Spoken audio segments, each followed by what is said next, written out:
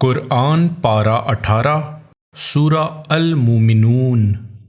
پناہ مانگتا ہوں میں اللہ کی شیطان مردود سے، شروع نام سے اللہ کے جو بڑا مہربان نہایت رحم کرنے والا ہے۔ یقیناً صاحبان ایمان کامیاب ہو گئے جو اپنی نمازوں میں گڑگڑانے والے ہیں اور لغو باتوں سے اعراض کرنے والے ہیں اور زکوٰۃ ادا کرنے والے ہیں اور اپنی شرمگاہوں کی حفاظت کرنے والے ہیں، علاوہ اپنی بیویوں اور اپنے ہاتھوں کی ملکیت کنیزوں کے کہ ان کے معاملے میں ان پر کوئی الزام آنے والا نہیں ہے۔ پھر اس کے علاوہ جو کوئی اور راستہ تلاش کرے گا وہ زیادتی کرنے والا ہوگا، اور جو مومنین اپنی امانتوں اور اپنے وعدوں کا لحاظ رکھنے والے ہیں اور جو اپنی نمازوں کی پابندی کرنے والے ہیں، در حقیقت یہی وہ وارثان جنت ہیں جو فردوس کے وارث بنیں گے اور اس میں ہمیشہ ہمیشہ رہنے والے ہیں۔ اور ہم نے انسان کو گیلی مٹی سے پیدا کیا ہے، پھر اسے ایک محفوظ جگہ پر نطفہ بنا کر رکھا ہے، پھر نطفے کو علقہ بنایا ہے، اور پھر علقہ سے مضغہ پیدا کیا ہے، اور پھر مضغہ سے ہڈیاں پیدا کی ہیں، اور پھر ہڈیوں پر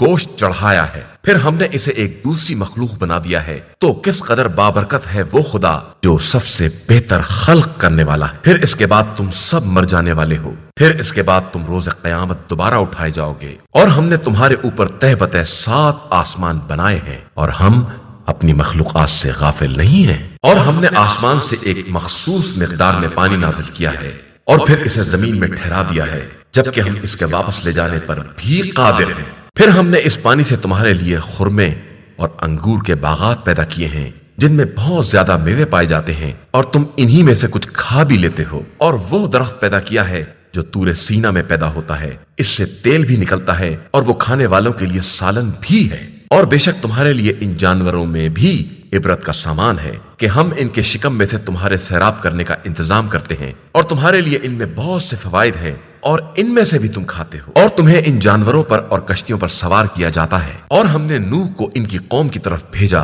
تو انہوں نے کہا کہ قوم والو، خدا کی عبادت کرو کہ تمہارے لیے اس کے علاوہ کوئی خدا نہیں ہے، تو تم اس سے کیوں نہیں ڈرتے ہو؟ ان کی قوم کے کافر رؤوسا نے کہا کہ یہ نوح تمہارے ہی جیسے انسان ہیں جو تم پر برتری حاصل کرنا چاہتے ہیں، حالانکہ خدا چاہتا تو ملائکہ کو بھی نازل کر سکتا تھا۔ یہ تو ہم نے اپنے باپ دادا سے کبھی نہیں سنا تھا۔ در حقیقت یہ ایک ایسے انسان ہیں جنہیں جنون ہو گیا ہے، لہٰذا چند دن ان کے حالات کا انتظار کرو۔ تو نوح نے دعا کی کہ پروردگار ان کی تکذیب کے مقابلے میں میری مدد فرما۔ تو ہم نے ان کی طرف وحی کی کہ ہماری نگاہ کے سامنے اور ہمارے اشارے کے مطابق کشتی بناؤ، اور پھر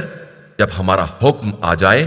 اور تنور ابلنے لگے تو اسی کشتی میں ہر جوڑے میں سے 2 کو لے لینا اور اپنے اہل کو لے کر روانہ ہو جانا، علاوہ ان افراد کے جن کے بارے میں پہلے ہی ہمارا فیصلہ ہو چکا ہے، اور مجھ سے ظلم کرنے والوں کے بارے میں گفتگو نہ کرنا کہ یہ سب غرق کر دیے جانے والے۔ اس کے بعد جب تم اپنے ساتھیوں سمیت کشتی پر اطمینان سے بیٹھ جانا تو کہنا کہ شکر ہے اس پروردگار کا جس نے ہم کو ظالم قوم سے نجات دلا دی ہے، اور یہ کہنا کہ پروردگار ہم کو بابرکت منزل پر اتارنا کہ تو بہترین اتارنے والا ہے۔ اس امر میں ہماری بہت سی نشانیاں ہیں اور ہم تو بس امتحان لینے والے ہیں۔ اس کے بعد پھر ہم نے دوسری قوموں کو پیدا کیا اور ان میں بھی اپنے رسول کو بھیجا کہ تم سب اللہ کی عبادت کرو کہ اس کے علاوہ تمہارا کوئی خدا نہیں ہے، تو کیا تم پرہیزگار نہ بنو گے؟ تو ان کی قوم کے ان رؤوسا نے جنہوں نے کفر اختیار کیا تھا اور آخرت کی ملاقات کا انکار کر دیا تھا، اور ہم نے انہیں زندگانی دنیا میں عیش و عشرت کا سامان دے دیا تھا، وہ کہنے لگے یہ تو تمہارا ہی جیسا ایک بشر ہے، جو تم کھاتے ہو وہی کھاتا ہے، اور جو تم پیتے ہو وہی پیتا بھی ہے، اور اگر تم نے اپنے ہی جیسے بشر کی اطاعت کر لی تو یقیناً خسارہ اٹھانے والے ہو جاؤ گے۔ کیا یہ تم سے اس بات کا وعدہ کرتا ہے کہ جب تم مر جاؤ گے اور خاک اور ہڈی ہو جاؤ گے تو پھر دوبارہ نکالے جاؤ گے؟ حیف صد حیف، تم سے کس بات کا وعدہ کیا جا رہا ہے؟ یہ تو صرف ایک زندگانی دنیا ہے جہاں ہم مریں گے اور جیئیں گے اور دوبارہ زندہ ہونے والے نہیں ہیں۔ یہ ایک ایسا آدمی ہے جو خدا پر بہتان باندھتا ہے اور ہم اس پر ایمان لانے والے نہیں ہیں۔ اس رسول نے کہا کہ پروردگار تو ہماری مدد فرما کہ یہ سب ہماری تکذیب کر رہے ہیں۔ ارشاد ہوا کہ عنقریب یہ لوگ پشیمان ہو جائیں گے۔ نتیجہ یہ ہوا کہ انہیں ایک برحق چنگھاڑ نے اپنی گرفت میں لے لیا اور ہم نے انہیں کوڑا کرکٹ بنا دیا کہ ظالم قوم کے لیے ہلاکت اور بربادی ہی ہے۔ پھر اس کے بعد ہم نے دوسری قوموں کو ایجاد کیا۔ کوئی امت نہ اپنے مقررہ وقت سے آگے بڑھ سکتی ہے اور نہ پیچھے ہٹ سکتی ہے۔ اس کے بعد ہم نے مسلسل رسول بھیجے، اور جب کسی امت کے پاس کوئی رسول آیا تو اس نے رسول کی تکذیب کی، اور ہم نے بھی سب کو عذاب کی منزل میں ایک کے پیچھے ایک لگا دیا اور سب کو ایک فسانہ بنا کر چھوڑ دیا کہ ہلاکت اس قوم کے لیے ہے جو ایمان نہیں لاتی ہے۔ پھر ہم نے موسیٰ اور ان کے بھائی ہارون کو اپنی نشانیوں اور واضح دلیل کے ساتھ بھیجا۔ فرعون اور اس کے زومہ مملکت کی طرف تو ان لوگوں نے بھی استکبار کیا، اور وہ تو تھے ہی اونچے قسم کے لوگ، تو ان لوگوں نے کہہ دیا کہ کیا ہم اپنے ہی جیسے دو آدمیوں پر ایمان لے آئیں جبکہ ان کی قوم خود ہماری پرستش کر رہی ہے؟ یہ کہہ کر دونوں کو جھٹلا دیا اور اس طرح ہلاک ہونے والوں میں شامل ہو گئے۔ اور ہم نے موسیٰ کو کتاب دی کہ شاید اس طرح لوگ ہدایت حاصل کر لیں، اور ہم نے ابن مریم اور ان کی والدہ کو بھی اپنی نشانی قرار دیا، اور انہیں ایک بلندی پر جہاں ٹھہرنے کی جگہ بھی تھی اور چشمہ بھی تھا پناہ دی۔ اے میرے رسولو، تم پاکیزہ غذائیں کھاؤ اور نیک کام کرو کہ میں تمہارے اعمال سے خوب باخبر ہوں، اور تمہارا سب کا دین ایک دین ہے، اور میں ہی سب کا پروردگار ہوں، لہٰذا پس مجھ سے ڈرو۔ پھر یہ لوگ آپس میں ٹکڑے ٹکڑے ہو گئے، اور ہر گروہ جو کچھ بھی اس کے پاس ہے اسی پر خوش اور مگن ہے۔ اب آپ انہیں ایک مدت کے لیے اسی گمراہی میں چھوڑ دیں۔ کیا ان کا خیال یہ ہے کہ ہم جو کچھ مال اور اولاد دے رہے ہیں یہ ان کی نیکیوں میں اجرت کی جا رہی ہے؟ نہیں، ہرگز نہیں، انہیں تو حقیقت کا شعور بھی نہیں ہے۔ بے شک جو لوگ خوف پروردگار سے لرزہ رہتے ہیں اور جو اپنے پروردگار کی نشانیوں پر ایمان رکھتے ہیں اور جو کسی کو بھی اپنے رب کا شریک نہیں بناتے ہیں، اور وہ لوگ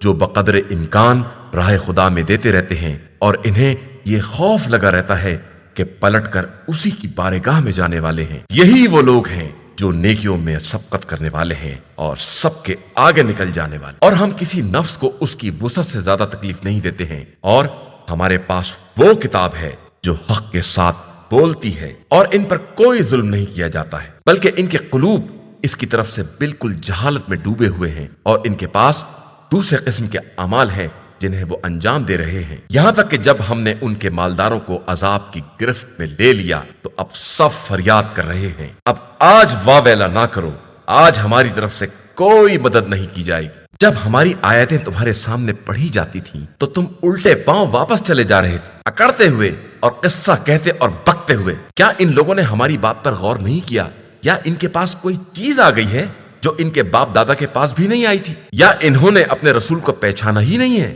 اور اسی لیے انکار کر رہے ہیں؟ یا ان کا کہنا یہ ہے کہ رسول میں جنون پایا جاتا ہے جبکہ وہ ان کے پاس حق لے کر آیا ہے، اور ان کی اکثریت حق کو ناپسند کرنے والی ہے، اور اگر حق ان کی خواہشات کا اتباع کر لیتا تو آسمان و زمین اور ان کے مابین جو کچھ بھی ہے سب برباد ہو جاتا، بلکہ ہم نے ان کو انہی کا ذکر عطا کیا ہے اور یہ اپنے ہی ذکر سے اعراض کیے ہوئے ہیں۔ تو کیا آپ ان سے اپنا خرچ مانگ رہے ہیں؟ ہرگز نہیں، خدا کا دیا ہوا خراج آپ کے لیے بہت بہتر ہے اور وہ بہترین رزق دینے والا ہے، اور آپ تو انہیں سیدھے راستے کی دعوت دینے والے ہیں، اور جو لوگ آخرت پر ایمان نہیں لاتے ہیں وہ سیدھے راستے سے ہٹے ہوئے ہیں، اور اگر ہم ان پر رحم کریں اور ان کی تکلیف کو دور بھی کر دیں تو بھی یہ اپنی سرکشی پر اڑے رہیں گے اور گمراہ ہی ہوتے جائیں گے۔ اور ہم نے انہیں عذاب کے ذریعے پکڑا بھی، مگر یہ نہ اپنے پروردگار کے سامنے جھکے اور نہ ہی گڑ گڑاتے ہیں، یہاں تک کہ ہم نے شدید عذاب کا دروازہ کھول دیا تو اسی میں مایوس ہو کر بیٹھ رہے۔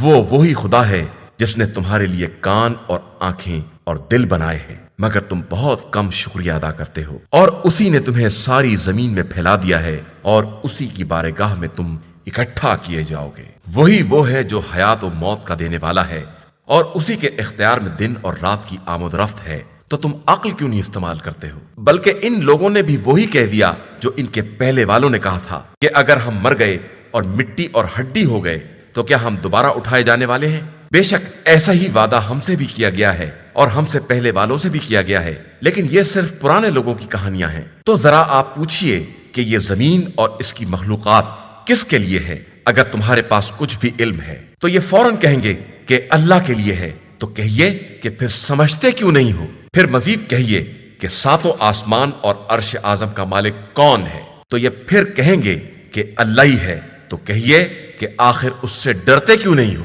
پھر کہیے کہ ہر شے کی حکومت کس کے اختیار میں ہے کہ وہی پناہ دیتا ہے اور اسی کے عذاب سے کوئی پناہ دینے والا نہیں ہے۔ اگر تمہارے پاس کوئی بھی علم ہے تو یہ فوراً جواب دیں گے کہ یہ سب اللہ کے لیے ہے، تو کہیے کہ آخر پھر تم پر کون سا جادو کیا جا رہا ہے؟ بلکہ ہم ان کے پاس حق لے کر آئے ہیں اور یہ سب جھوٹے ہیں۔ یقیناً خدا نے کسی کو فرزند نہیں بنایا ہے اور نہ اس کے ساتھ کوئی دوسرا خدا ہے، ورنہ ہر خدا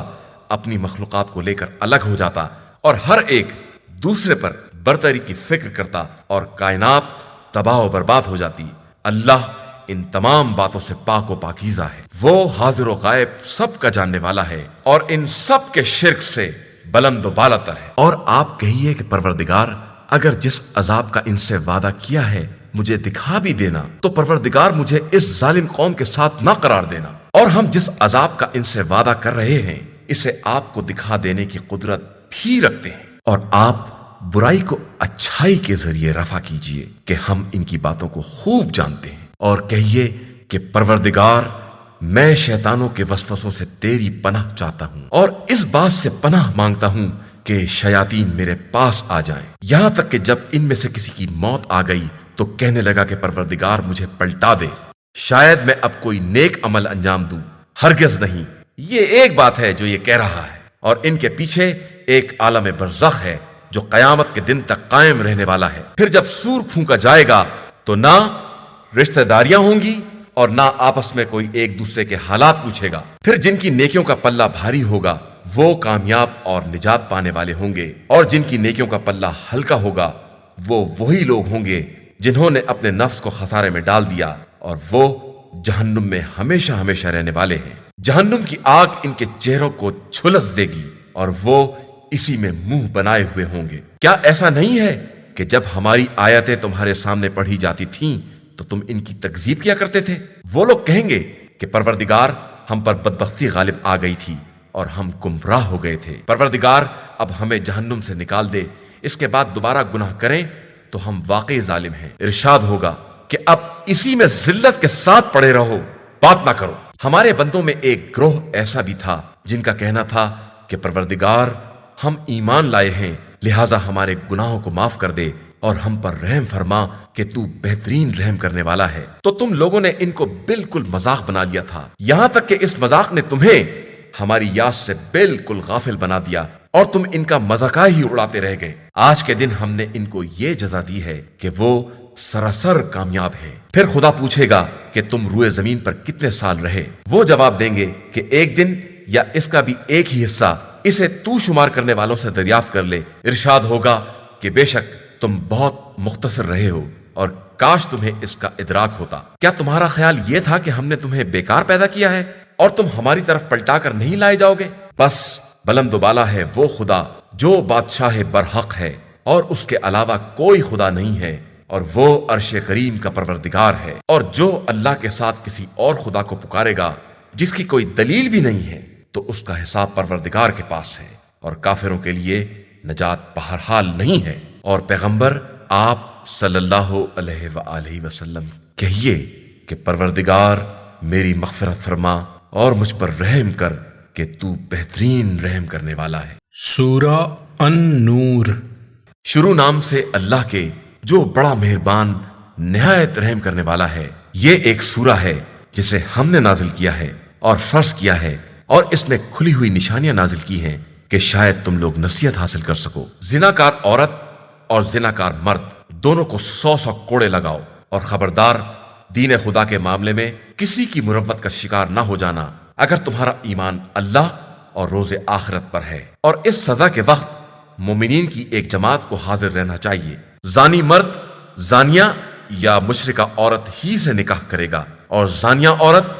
زانی مرد یا مشرک مرد ہی سے نکاح کرے گی کہ یہ صاحبان ایمان پر حرام ہے۔ اور جو لوگ پاک دامن عورتوں پر زنا کی تہمت لگاتے ہیں اور 4 گواہ فراہم نہیں کرتے ہیں انہیں 80 کوڑے لگاؤ، اور پھر کبھی ان کی گواہی قبول نہ کرنا کہ یہ لوگ سراسر فاسق ہیں، علاوہ ان افراد کے جو اس کے بعد توبہ کر لیں اور اپنے نفس کی اصلاح کر لیں کہ اللہ بہت زیادہ بخشنے والا اور مہربان ہے۔ اور جو لوگ اپنی بیویوں پر تہمت لگاتے ہیں اور ان کے پاس اپنے علاوہ کوئی گواہ نہیں ہوتا ہے تو ان کی اپنی گواہی 4 گواہوں کے برابر ہوگی، اگر وہ 4 مرتبہ قسم کھا کر کہیں کہ وہ سچے ہیں، اور 5ویں مرتبہ یہ کہیں کہ اگر وہ جھوٹے ہیں تو ان پر خدا کی لعنت ہے۔ پھر عورت سے بھی حد برطرف ہو سکتی ہے، اگر وہ 4 مرتبہ قسم کھا کر یہ کہے کہ یہ مرد جھوٹوں میں سے ہے، اور 5ویں مرتبہ یہ کہے کہ اگر وہ صادقین میں سے ہے تو مجھ پر خدا کا غضب ہے۔ اور اگر تم پر خدا کا فضل اور اس کی رحمت نہ ہوتی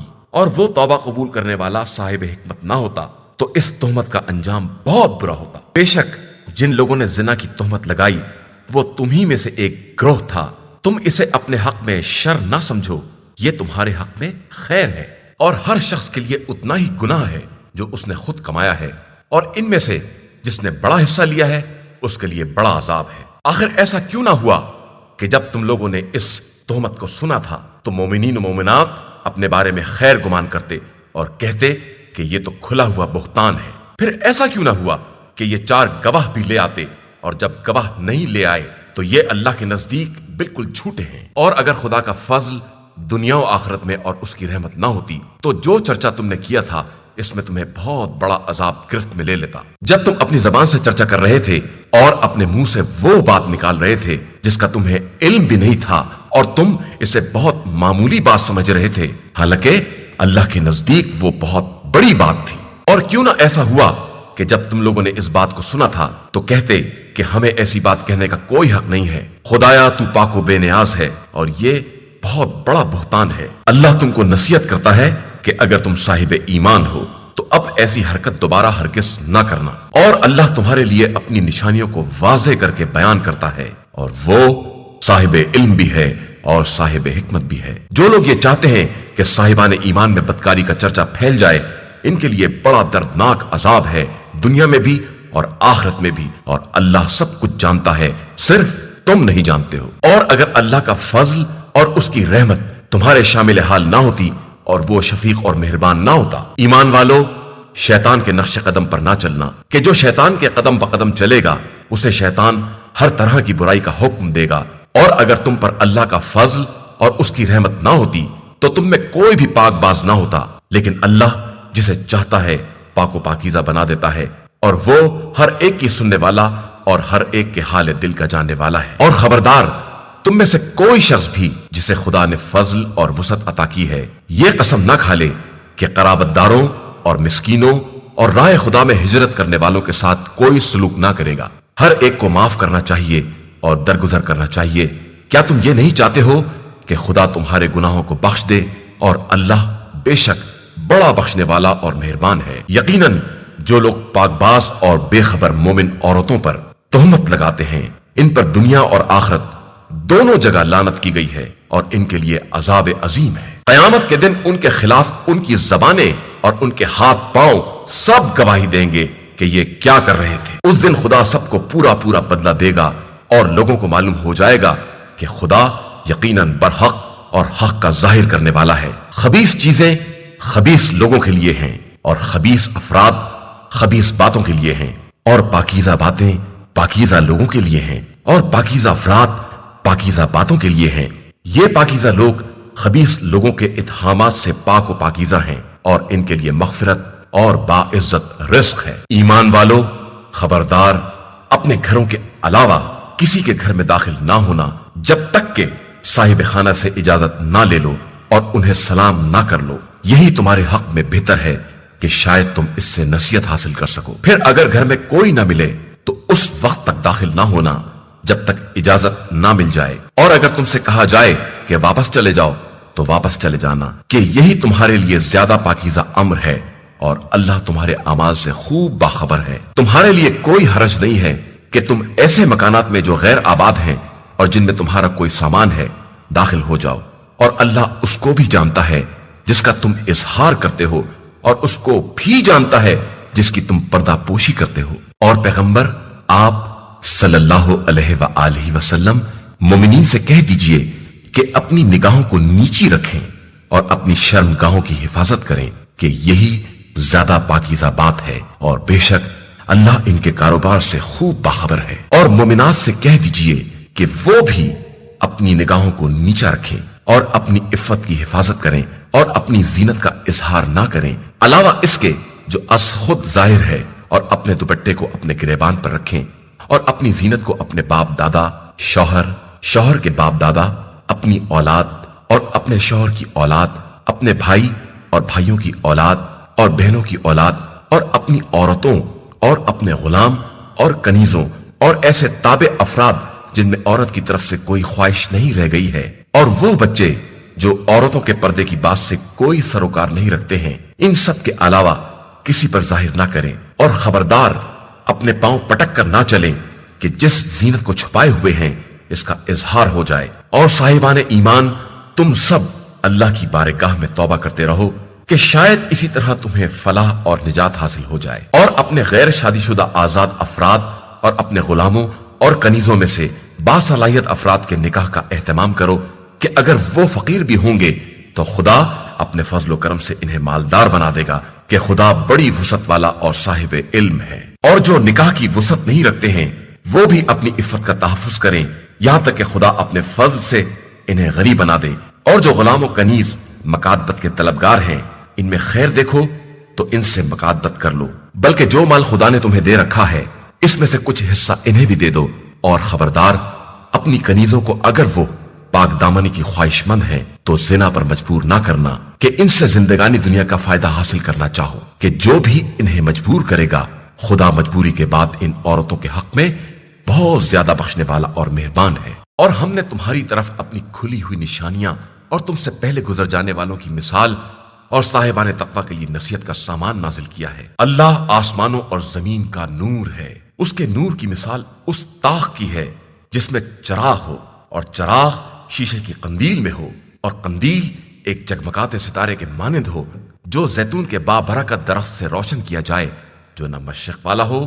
نہ مغرب والا، اور قریب ہے کہ اس کا روغن بھڑک اٹھے چاہے اسے آگ مس بھی نہ کرے۔ یہ نور بالائے نور ہے، اور اللہ اپنے نور کے لیے جسے چاہتا ہے ہدایت دے دیتا ہے، اور اسی طرح مثالیں بیان کرتا ہے، اور وہ ہر شے کا جاننے والا ہے۔ یہ چراغ ان گھروں میں ہے جن کے بارے میں خدا کا حکم ہے کہ ان کی بلندی کا اعتراف کیا جائے، اور ان میں اس کے نام کا ذکر کیا جائے کہ ان گھروں میں صبح و شام اس کی تسبیح کرنے والے ہیں۔ وہ مرد جنہیں کاروبار یا دیگر خرید و فروخت ذکر خدا، قیام نماز اور ادائے زکات سے غافل نہیں کر سکتی، یہ اس دن سے ڈرتے ہیں جس دن کے حوض سے دل اور نگاہیں سب الٹ جائیں گی، تاکہ خدا انہیں ان کے بہترین اعمال کی جزا دے سکے اور اپنے فضل سے مزید اضافہ کر سکے۔ اور خدا جسے چاہتا ہے رزق بے حساب عطا کرتا ہے۔ اور جن لوگوں نے کفر اختیار کر لیا، ان کے اعمال اس ریت کے مانند ہیں جو چٹیل میدان میں ہو، اور پیاسا اسے دیکھ کر پانی تصور کرے، اور جب اس کے قریب پہنچے تو کچھ نہ پائے بلکہ اس خدا کو پائے جو اس کا پورا پورا حساب کر دے کہ اللہ بہت جلد حساب کرنے والا ہے۔ یا ان اعمال کی مثال اس گہرے دریا کی تاریکیوں کی ہے جسے ایک کے اوپر ایک لہر ڈھانک لے، اور اس کے اوپر تہ بتہ بادل بھی ہوں، کہ جب وہ اپنے ہاتھ کو نکالے تو تاریکی کی بنا پر کچھ نظر نہ آئے، اور جس کے لیے خدا نور نہ قرار دے اس کے لیے کوئی نور نہیں ہے۔ کیا تم نے نہیں دیکھا کہ اللہ کے لیے زمین و آسمان کی تمام مخلوقات اور فضا کے صف بستہ طائر سب تسبیح کر رہے ہیں، اور سب اپنی اپنی نماز اور تسبیح سے باخبر ہیں، اور اللہ بھی ان کے اعمال سے خوب باخبر ہے۔ اور اللہ ہی کے لیے زمین و آسمان کی ملکیت ہے، اور اسی کی طرف سب کی بازگشت ہے۔ کیا تم نے نہیں دیکھا کہ خدا ہی ابر کو چلاتا ہے اور پھر انہیں آپس میں جوڑ کر تہ بتہ بنا دیتا ہے؟ پھر تم دیکھو گے کہ اس کے درمیان سے بارش نکل رہی ہے، اور وہ اسے آسمان سے برف کے پہاڑوں کے درمیان سے برساتا ہے، پھر جس تک چاہتا ہے پہنچا دیتا ہے، اور جس کی طرف سے چاہتا ہے موڑ دیتا ہے۔ اس کی بجلی کی چمک اتنی تیز ہے کہ قریب ہے کہ آنکھوں کی بینائی ختم کر دے۔ اللہ ہی رات اور دن کو الٹ پلٹ کرتا رہتا ہے، اور یقیناً اس میں صاحبان بصارت کے لیے سامان عبرت ہے۔ اور اللہ ہی نے ہر زمین پر چلنے والے کو پانی سے پیدا کیا ہے، پھر ان میں سے بعض پیٹ کے بل چلتے ہیں، اور بعض دو پیروں میں چلتے ہیں، اور بعض چاروں ہاتھ پیر سے چلتے ہیں۔ اور اللہ جو چاہتا ہے پیدا کرتا ہے کہ وہ ہر شے پر قدرت رکھنے والا ہے۔ یقیناً ہم نے واضح کرنے والی آیتیں نازل کی ہیں، اور اللہ جسے چاہتا ہے صراط مستقیم کی ہدایت دے دیتا ہے۔ اور یہ لوگ کہتے ہیں کہ ہم اللہ اور رسول پر ایمان لے آئے ہیں اور ان کی اطاعت کی ہے، اور اس کے بعد ان میں سے ایک فریق منہ پھیر لیتا ہے، اور یہ واقعاً صاحب ایمان نہیں ہے۔ اور جب انہیں خدا اور رسول کی طرف بلایا جاتا ہے کہ وہ ان کے درمیان فیصلہ کر دیں تو ان میں سے ایک فریق کنارہ کش ہو جاتا ہے، حالانکہ اگر حق ان کے ساتھ ہوتا تو یہ سر جھکائے ہوئے چلے آتے۔ تو کیا ان کے دلوں میں کفر کی بیماری ہے یا یہ شک میں مبتلا ہو گئے ہیں، یا انہیں یہ خوف ہے کہ خدا اور رسول ان پر ظلم کریں گے؟ حالانکہ حقیقت یہ ہے کہ یہ لوگ خود ہی ظالمین ہیں۔ مومنین کو تو خدا اور رسول کی طرف بلایا جاتا ہے کہ وہ فیصلہ کریں گے، تو ان کا قول صرف یہ ہوتا ہے کہ ہم نے سنا اور اطاعت کی، اور یہی لوگ در حقیقت فلاح پانے والے ہیں۔ اور جو بھی اللہ اور رسول کی اطاعت کرے گا اور اس کے دل میں خوف خدا ہوگا اور وہ پرہیزگاری اختیار کرے گا تو وہی کامیاب کہا جائے گا۔ اور ان لوگوں نے باقاعدہ قسم کھائی ہے کہ آپ حکم دے دیں گے تو یہ گھر سے باہر نکل جائیں گے، تو آپ صلی اللہ علیہ وآلہ وسلم کہہ دیجئے کہ قسم کی ضرورت نہیں ہے، عمومی قانون کے مطابق اطاعت کافی ہے، کہ یقیناً اللہ ان اعمال سے باخبر ہے جو تم لوگ انجام دے رہے ہو۔ آپ صلی اللہ علیہ وآلہ وسلم کہہ دیجئے کہ اللہ اور اس کے رسول کی اطاعت کرو، پھر اگر انحراف کرو گے تو رسول پر وہ ذمہ داری ہے جو اس کے ذمہ رکھی گئی ہے، اور تم پر وہ مسئولیت ہے جو تمہارے ذمہ رکھی گئی ہے، اور اگر تم اطاعت کرو گے تو ہدایت پا جاؤ گے، اور رسول صلی اللہ علیہ وآلہ وسلم کے ذمہ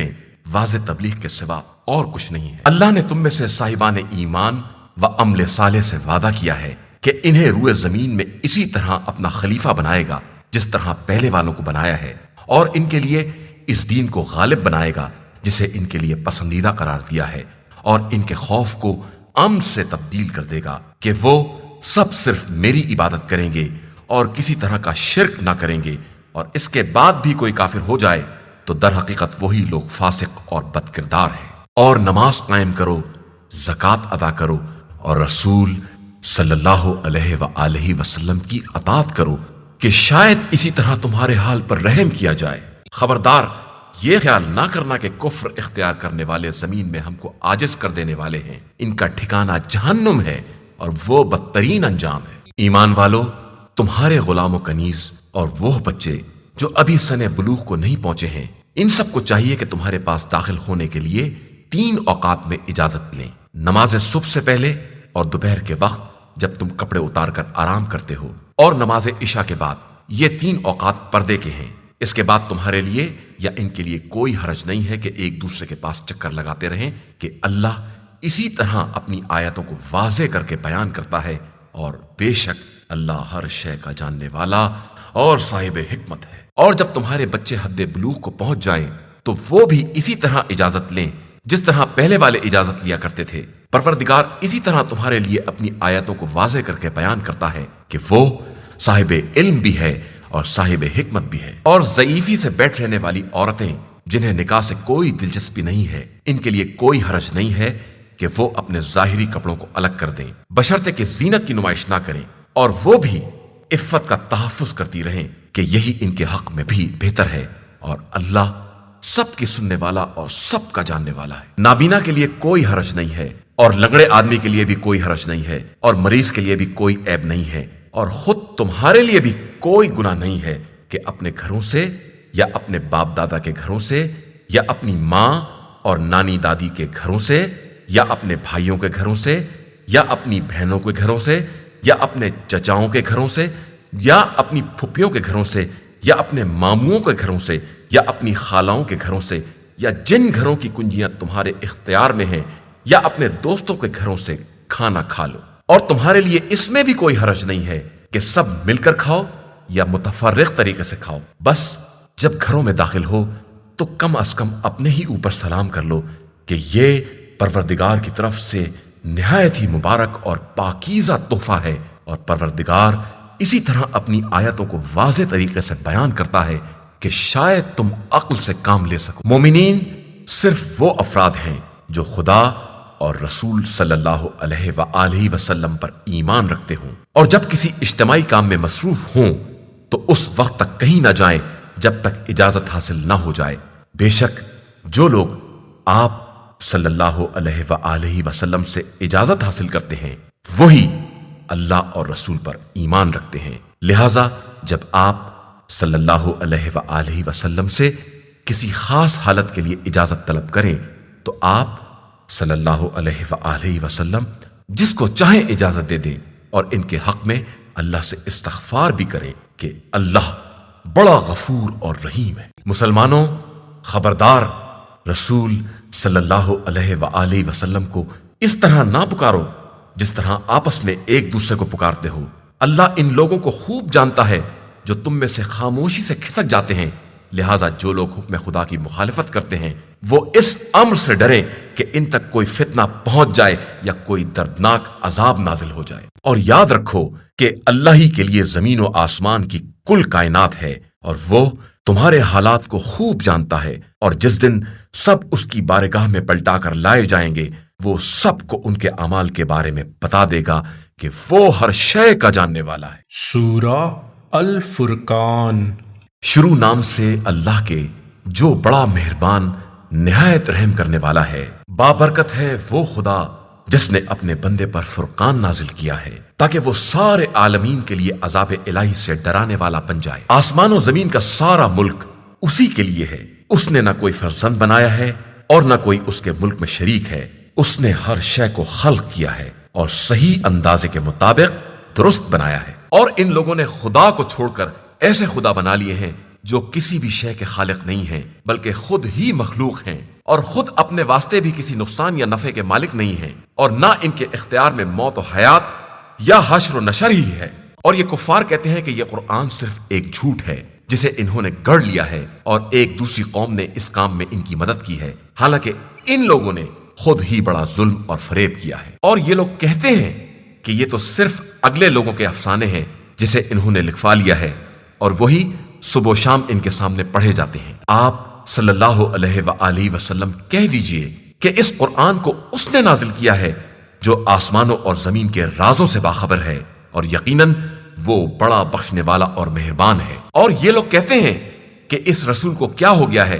کہ یہ کھانا بھی کھاتا ہے اور بازاروں میں چکر بھی لگاتا ہے، اور اس کے پاس کوئی ملک کیوں نہیں نازل کیا جاتا جو اس کے ساتھ مل کر عذاب الہی سے ڈرانے والا ثابت ہو، یا اس کی طرف کوئی خزانہ ہی گرا دیا جاتا، یا اس کے پاس کوئی باغ ہی ہوتا جس سے کھاتا پیتا۔ اور پھر یہ ظالم کہتے ہیں کہ تم لوگ ایک جادو زدہ آدمی کا اتباع کر رہے ہو۔ دیکھو